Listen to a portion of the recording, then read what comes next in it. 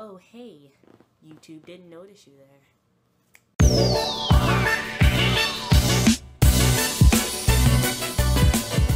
My channel, it's a new channel, obviously, as you can tell, because I have like 4 subscribers, and I don't know actually how I acquired those at all. But my name is Ohio Gaijin, or you can call me Freya, because that's my legal name. This is going to be my first video out of a sequence of videos to come. As you can tell by the title, which I don't know what the title is right now, but I'm assuming it's going to be something pertaining to this. I'm going to be an exchange student in Japan for a year, starting August. I leave August 13th, so I have almost a month to go, like a little over a month and a week or something like that. And it has been an experience, let me tell you. So I have been wanting to go to Japan for like, I think since I was in middle school. I'm 19 now, so I can't do math right now, but it was a pretty long time ago, and I didn't know that you can go into college, so I was just waiting, and I was going to apply to just go to college in Japan, like full-time, all 4 years, and then I realized that wasn't financially feasible for me, so I was like, okay, so I kind of gave up on that dream a little bit and was like, I'll just go to Japan after I graduate college and work there. So I really thought I would have to wait until I was like 22, 23 to do that, but I realized that there were high school exchange programs, like, you know, AFS, ASF, I think it's AFS, Rotary and YFU, ASSE, all those good things, and I was like, oh, this is amazing. Like, I didn't know you can go in high school, which you can if anyone's interested in that, by the way, those programs. Except for ASSE, I heard it was a little on the suspicious side, but like many people are going through them. Just do your research. But if you want to go like in high school, those are all great programs to use. But I was poor.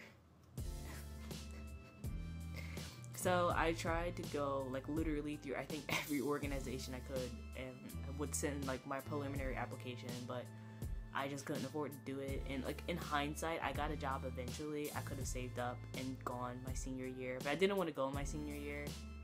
I wanted to do either my junior year or a gap year, and finally I went to Rotary, which I really wish I would have done at the beginning, because I could have gone in high school, but that's neither here nor there. And I applied to Rotary, was like accepted, because I'm like in a really small, I tell you, like, I live in a town, I guess. It's not like tiny, but it's small enough so that I was basically like the only outbound, and like the only outbound that would have been there for like a while.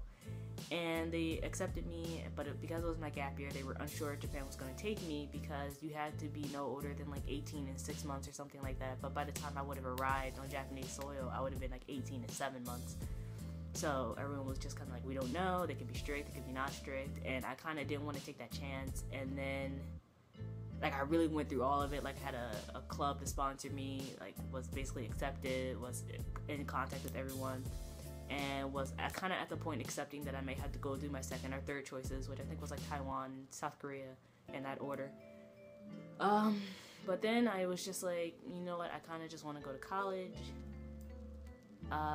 Like, I don't know, like, I just had a change of heart. Like, I really didn't want to go to Japan, but I was so focused on going to Japan that I didn't want to risk not going to Japan, which, again, in hindsight, you know, I could have just done it, but I didn't, so we're here.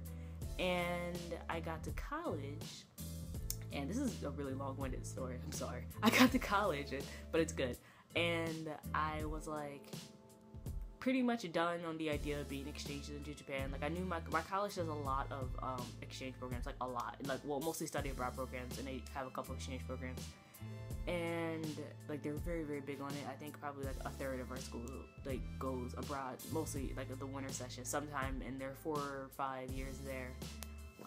And I kind of just thought I would never be able to go for a year anymore, so when I first got there my freshman year, I applied to go for, my head is tragic.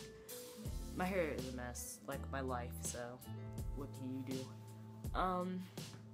So I applied to go to a semester program, and they had 2-year programs going on. I applied for one of them, only to realize it was basically a scholarship program, and they only accepted like juniors and seniors, and I was a freshman. I like literally just graduated from being a freshman. I'm now a sophomore. thank you.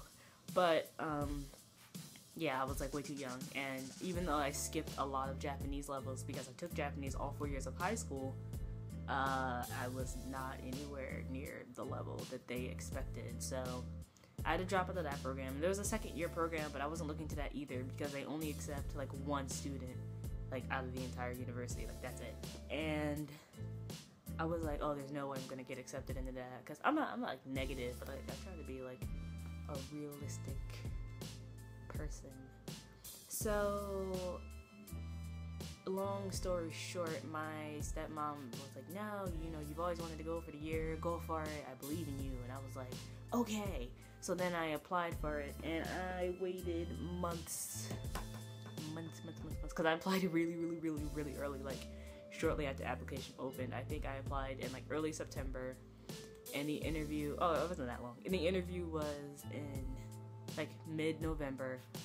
And then the excruciating wait, because like when I was like, oh, like I went to the interview and I like butchered the Japanese part, because I wasn't expecting them to, like, I got to the, like, through the entire interview with no Japanese, and I was like so honest, and I was like, there's no way I'm going to get this interview. So they were like one of the questions, I remember this, they were like, how would you deal with like homesickness and culture shock and missing your family? And I guess they were expecting this like huge answer or something like that, and I was just like, honestly, I have no idea. And they were just kind of like, I see. And I was just kind of like sweat like dripping down my face. I waited until like the end of December, I think, like a couple of days maybe before Christmas, like maybe like the 20, I feel like it was like the 23rd or 22nd or something like that. And I was driving home from campus because we were on winter break, which I didn't get to enjoy because I came back to take winter classes. But anyway, we were on winter break, we were driving home, and I opened up my email, and it was like, congratulations, you've been accepted for the full academic year. And I was just like, any questions or comments, please feel free to leave them down below. I will try to respond to them, or if I get enough, I might just make a frequently asked questions video before I leave, because I still have a lot of stuff to do. I mean, I don't know if you guys can tell, but I wear braces, so I leave in like a month, so these are being taken off slightly early because I'm still like in treatment, but I obviously can't wear braces an entire year abroad. So that, my visa like documents, you can't see them, but they're all scattered on the floor over there because I had to turn that in. Finish getting my host family information, so I have more updates coming for you guys before I leave for Japan, and of course while I'm in Japan. So if you have like any questions or whatever, feel free to leave them down below. Oh yeah, I'm gonna end this video now because it's getting pretty lengthy, so